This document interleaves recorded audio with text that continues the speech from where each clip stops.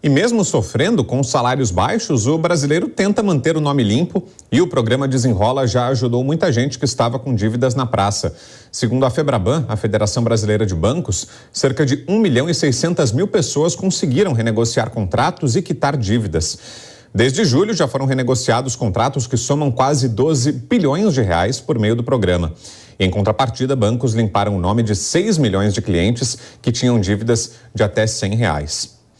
Olha, sobre esse cenário em que o brasileiro tenta limpar o nome de um lado, mas do outro sofre com um salário muito menor do que o necessário, a gente conversa agora com o economista Jansen Costa, que é o sócio fundador da Fatorial Investimentos. Jansen, boa noite, obrigado pela presença.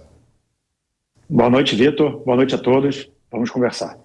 Pois é, Jansen, a gente vê que há um esforço, né? À medida que foi lançado esse programa, Desenrola, muita gente já procurou, há um número expressivo aí de pessoas que já têm empenhada, pelo menos a palavra, para quitar a dívida, né? Uma negociação já firmada, tem que ver se vai conseguir pagar ou não, mas fato é que há um interesse, né, das pessoas em limparem o nome até para poder voltar a consumir. E por outro lado, como a gente mostrava há pouco, né, a pesquisa do Diese deixa muito claro o quão a gente está distante de uma realidade ideal, né, a defasagem entre o salário mínimo e o salário mínimo que seria ideal. Como é que é possível equilibrar isso, esse desejo do brasileiro em limpar o nome, mas com o rendimento ainda tão apertado?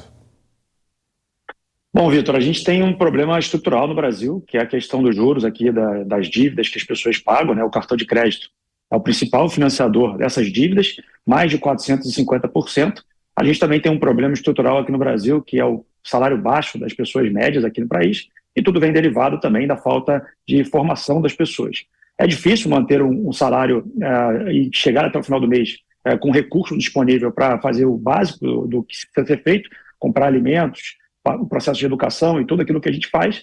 E, obviamente, o brasileiro ele fica tentando dar os seus malabarismos usando o cartão de crédito. O problema é os juros, que evita aí de ele ter um processo muito caro dessa rolagem da dívida. O programa Desenrola tenta tirar esse processo da frente para que volte o processo de consumo. A grande questão que, para mim, não afeta e não ataca o problema principal aqui no país. Mas e o programa em si, Jansen, você acha que as condições são boas? O Desenrola oferece as condições ideais para quem pretende renegociar as dívidas? Ou você tem críticas ao formato? O que acha? A tentativa do governo em limpar o nome das pessoas, ela é positiva, tá? As pessoas precisam ter a capacidade de voltar a consumir. A grande questão é que o brasileiro médio, ele utiliza muito do cartão de crédito, que é a dívida mais cara que se possui ao tomar dívida dentro de um banco. E fica praticamente impossível pagar 5 vezes mais caro do que o valor aquilo que a gente conseguiu pegar em empréstimo. O programa ele visa tirar essas pessoas e renegociar o prazo de pagamento. É muito importante deixar claro que os bancos não estão anistiando as pessoas do pagamento do principal e da dívida. A grande questão é que as pessoas precisariam ter uma carga tributária na parte do consumo menor para que elas possam consumir mais. Então, o programa ataca um problema, mas o problema principal, que é a questão dos juros elevados e a questão de recuperação de crédito, ele não está sendo resolvido. E aí a gente vai ter novamente, com certeza no futuro, um programa novamente para fazer o que está fazendo aqui agora, que é a limpeza do nome das pessoas. Jansen, vou te pedir licença um instantinho para trazer uma outra informação também sobre o comportamento do brasileiro em relação à vida financeira e a gente volta a conversar na sequência. Olha só, a notícia é a seguinte, um levantamento apontou que 1/3 dos brasileiros utiliza cartão de crédito de outras pessoas. A prática pode ser perigosa para quem empresta o cartão. O Vitor Moraes preparou uma reportagem sobre isso.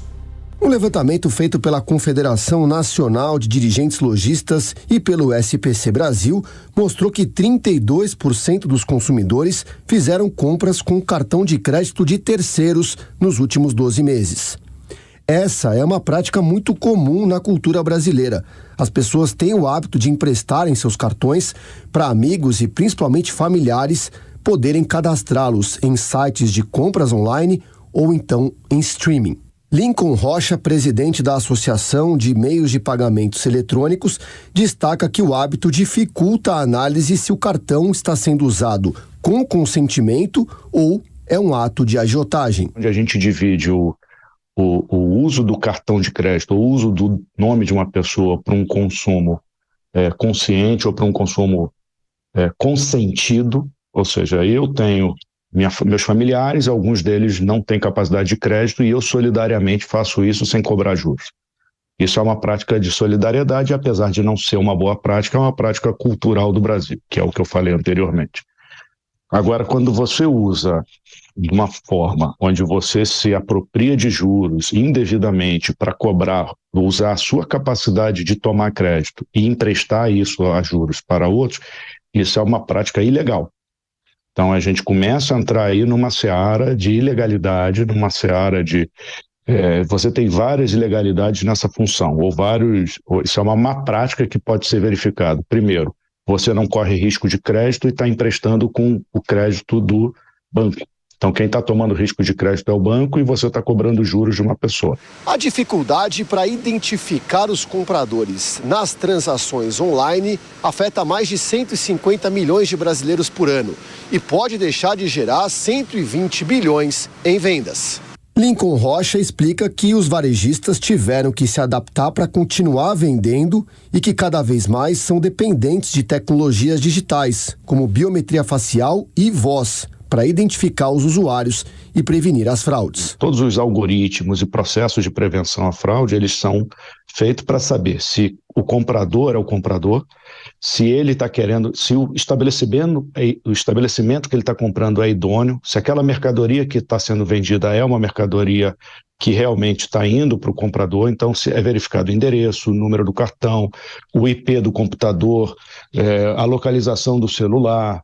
Então, são várias checagens que são feitas no momento de compra para tentar identificar se o comprador é ele mesmo que está usando aquele cartão, principalmente nos ambientes eletrônicos. Embora não haja uma legislação específica sobre o tema, as instituições financeiras afirmam que o cartão de crédito é pessoal e intransferível e alertam sobre o número crescente de fraudes e prejuízos com compras não autorizadas. A gente segue na nossa conversa com o economista Jansen Costa, sócio fundador da Fatorial Investimentos. Ô Jansen, e cartão de crédito, o nosso próprio já é perigoso, né? A gente já se enrola, quem dirá pegando cartão dos outros ou até emprestando o nosso para outra pessoa. É um risco mesmo, a reportagem do Vitor alertou bem sobre isso. E além disso, né, tem aquela discussão que está em andamento também sobre o rotativo, né, Jansen, sobre os juros que são exorbitantes, os bancos e entidades civis tentando encontrar uma solução para isso. O que é que poderia ser feito, hein, Jansen? É questão regulatória, é só uma mudança de comportamento? O que é que você pensa sobre isso?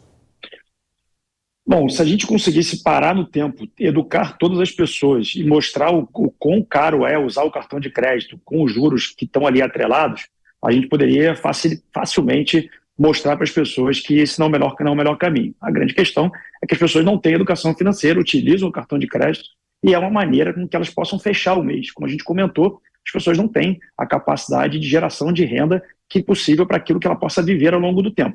Nós precisamos, sim, educar as pessoas, mostrar que existem linhas de crédito mais baratas e essa prática de emprestar o cartão de crédito é como a gente fazia no passado com o modelo sem o cartão de crédito, com boletos e, obviamente, com carnês. O cartão de crédito, sim, é um problema. Eu acredito que o uso do governo, o uso da legislação para coibir os juros elevados no banco não será a melhor prática. Acho que o melhor equilíbrio seria o mercado praticamente criar novas linhas. A grande situação é que a tecnologia ela visa, sim, primeiro, restringir o uso indevido. Mas acredito que vai continuar normalmente o empréstimo do cartão para terceiros, porque isso é uma prática normal do brasileiro. Muito bem, aí a análise do Jansen Costa, economista, que é sócio fundador da Fatorial Investimentos. Hoje foi um dia mais tranquilo por aí, né, Jansen? Feriado, não tivemos operação do mercado financeiro aqui no Brasil e a gente agradece muito a sua presença com todos esses esclarecimentos. Obrigado, uma boa noite para você. Muito obrigado, boa noite a todos, boa noite.